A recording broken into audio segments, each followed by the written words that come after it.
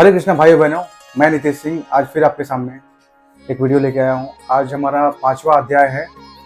ये अध्याय में हम सीखेंगे कि हम अपने धन को कैसे बचा सकते हैं। सभी खर्च कर देना है कि कुछ अमाउंट अपने को सेविंग भी करना चाहिए, इसके बारे में सीखेंगे। और सत्यभामा कैसे हमें बचाने का, धन को बचाने का, संग्रह करने का और कि कहाँ पे खर्च करना चाहिए, वो शिक्षा देती है कृष्ण को। हमारे श्री कृष्ण जी हैं, उनको शिक्षा देने का काम करती है। उनको हम ग्रंथों में भविष्य लक्ष्मी भी बोलते हैं, जो अर्थात जो कल के लिए धन इकट्ठा करे उसे भविष्य लक्ष्मी बोलते हैं। सबके सब धन खर्च ना करते। तो चलिए प्रारंभ करते हैं। आशा करता हूँ आपको ये वीडियो पसंद आएगा। हमारे जो देवराज इंद्र हैं वो श्री कृष्ण के पास जाते हैं और बोलते हैं कि अंधकासुर ने मेरा पूरा धन हड़प लिया है, तो कृपया करके मुझे उस अंधकासुर को मारिए और मुझे वो मेरा जो छीना हुआ धन है मुझे लौटाइए, मेरी सहायता कीजिए।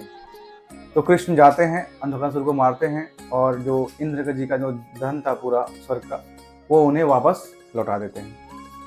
जब वो घर आते हैं, द्वारिका आते हैं, तो सत्यभामा पूछती है कि क्या आपको इंद्र ने कुछ दिया बदले में? तो कृष्ण बोलते नहीं, मैंने मांगा ही नहीं। तो सत्यभामा बोलती है फिर तो वो आपके ऋणी हुए। तो कृष्ण बोलते नहीं, मुझे कोई इच्छा ही नहीं थी। मुस्कुरा के बोले कृष्ण कि नहीं, मैंने कुछ चाहा ही नहीं, तो मुझे जरूरत ही नहीं था उसका।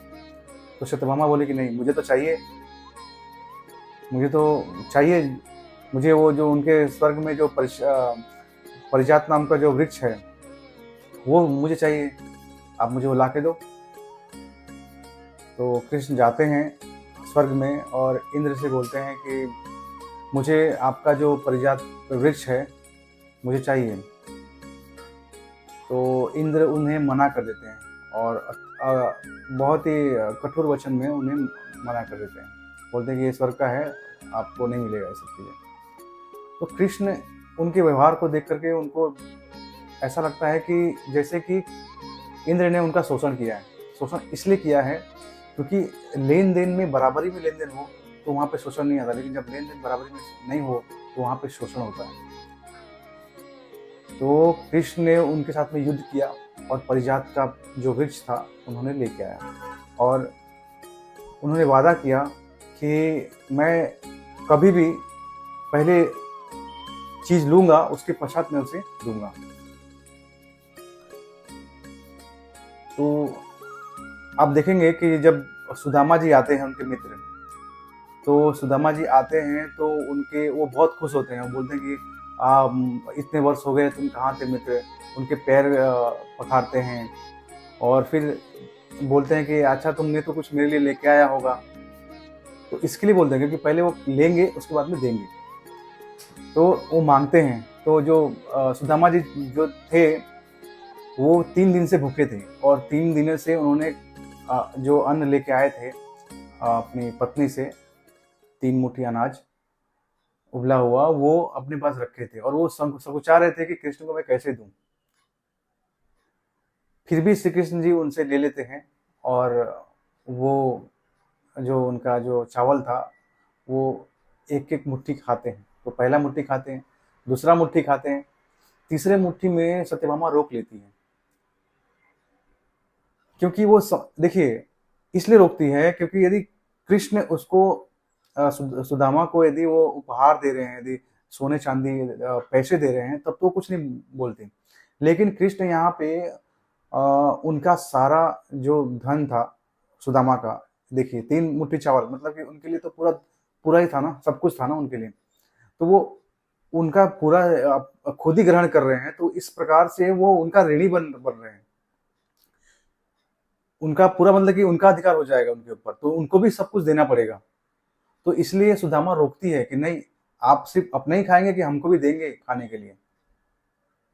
यदि ऐसा वो नहीं करती तो फिर उनका पूरा मतलब कि जो भी संपत्ति था, सब कुछ था, वो उनको दान में देना पड़ता। इसलिए वहां पे सत्यभामा रोकती हैं। फिर सत्यभामा उनको उदाहरण के रूप में समझाती है कि किस तरह हरिश्चंद्र ने राजा हरिश्चंद्र ने अपना सब कुछ दान दे दिया था, और जब उनको अगस्त मुनि की सहायता करनी पड़ी तो उनको अपने बाल बच्चे, अपनी पत्नी, सबको उन्होंने गिरवी रखा था, उनको नौकर के रूप में बेच दिया था। तो वही समझाना चाहती है कृष्ण को सत्यभामा कि यदि आप सब कुछ दे देंगे तो हमारे लिए क्या छोड़ेंगे? हम भी तो आपकी लाइब्रेरी है ना, हमको भी तो आपको खिलाना है ना। इसीलिए वो तीसरा अन्न का जो दाना है वो लेती है। जो सत्यभामा जी जो थी वो धनवान घर से थी, तो उनको पैसे को लेकर के समझ था। तो फिर कृष्ण जी उनको बोलते हैं कि कुछ नहीं ना, वो चले जाते तो फिर मैं हमारी जो माता है, गौ माता है, वो पूरे पृथ्वी को, जो धरती को, वो गौ के रूप में देखते थे। जैसे पृथ्वी को गौ माता के रूप में वो पुकारते थे कि हम कृष्ण जी बोलते हैं सत्यभामा को कि जब मैं छोटा था, जब मैं गोकुल में था ना, तो मुझे गाय से सब कुछ आहार मिल जाया करता था, पेट भर के मैं खाया करता था, उनका दूध पिया करता था। तो सत्यभामा बोलती है कि क्या तुम जब दूध नहीं मिलता था, तब जब जिस दिन गाय दूध नहीं देती थी तब आप क्या करते थे? तो कृष्ण जी बोलते हैं कि तब मैं माखन खाता था, मैं पनीर खाता था, मैं दही खाया करता था, मैं घी खाया करता था। तब कृष्ण जी को याद आता है कि किस तरह जो उनकी माता थी, यशोदा माता, वो जो पूरा दूध आया करता था गाय से, उसका सिर्फ 1/3 हिस्सा ही कृष्ण को पीने के लिए देती थी, और जब कृष्ण पूरा पी जाते थे तो उनको बहुत डांटती थी। तब उनको समझ में आया कि वो क्यों करती थी, क्योंकि जो बाकी जो 75% जो बचे हुए हैं उनसे वो, जब गाय दूध न देगी तब उनके लिए पनीर, दही, छाछ और घी के रूप में वो आगे खा सकें, उसका उपयोग कर सकें, इसके लिए वो संचित करके रखती थी।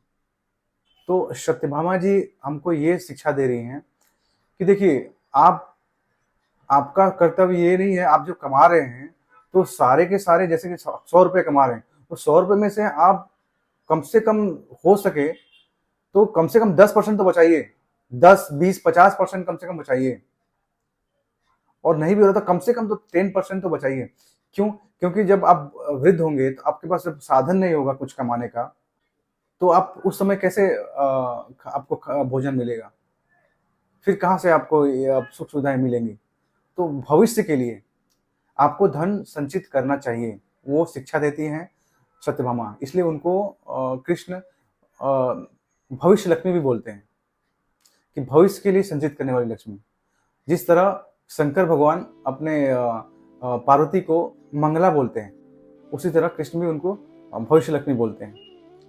तो सत्यभामा का जो बैकग्राउंड है वो एक सुमंत की लड़की थी, मतलब कि धनी घर की लड़की थी। तो वो, उसको पता है कि धन को कैसे खर्च किया जाता है, कैसे नहीं किया जाता है, कितना खर्च करना चाहिए। तो आप जो हमारा जो बिजनेस है उसमें भी आप लोग देखिए, आप लोग करते ही होंगे कि कितना हमारा लायबिलिटी है, और कितना हमने किसको दिया है और उन्होंने हमको नहीं दिया है, डेटर्स एंड क्रेडिटर्स। तो ये समझ होना चाहिए आदमी के अंदर कि जो भी आप कमा रहे हो ना, तो सारे के सारे एक्सपेंस वर्तमान के लिए मत खर्च करें, कम से कम 10% बचा के रखें, ताकि आप भविष्य के लिए, आपको वो बुढ़ापे में काम आएगा। आप प्लीज़ बच्चों पर निर्भर मत रहिए कि बच्चे करेंगे, ऐसा नहीं। आप अभी से ही जोड़ना स्टार्ट करिए कि बुढ़ापे में आपका धन कहाँ से आएगा और वो काम आएगा। ऐसा अब समझ लीजिए आपने बच्चों के ऊपर निर्भर रहा, और बच्चों का भविष्य कुछ है ही नहीं, तो वो कुछ कर नहीं पाया, तो क्या करेंगे आप? उसको खुद को खाने के लाले हैं, आपको कहाँ से खिलाएगा? तो इसके लिए आपको संचित रखना चाहिए भविष्य के लिए। तो ये आज का लेसन था कि हम कैसे धन का सेविंग कर सकते हैं, और सत्यभामा जी हमें कैसे धन को संचित करने के लिए उपाय बताती हैं, कृष्ण को भी समझाती हैं। तो ये आज की पूरी कहानी, आशा करता हूँ आपको भी समझ में आया होगा।